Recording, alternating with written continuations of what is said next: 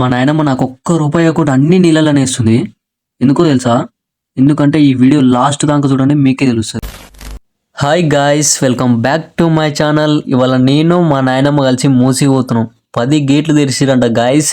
నీళ్ళు అయితే జగ్ స్పీడ్లో వస్తున్నాయి. మా ఫ్రెండ్ గారు చెప్పిండు.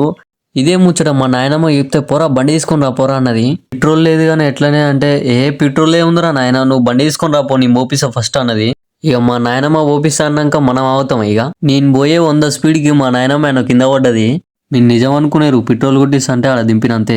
మనమైతే వచ్చేసినాం మూసీ డ్యామ్ కి. కిందికి చూస్తుంటే కండ్లు తిరుగుతున్నాయి గాయస్.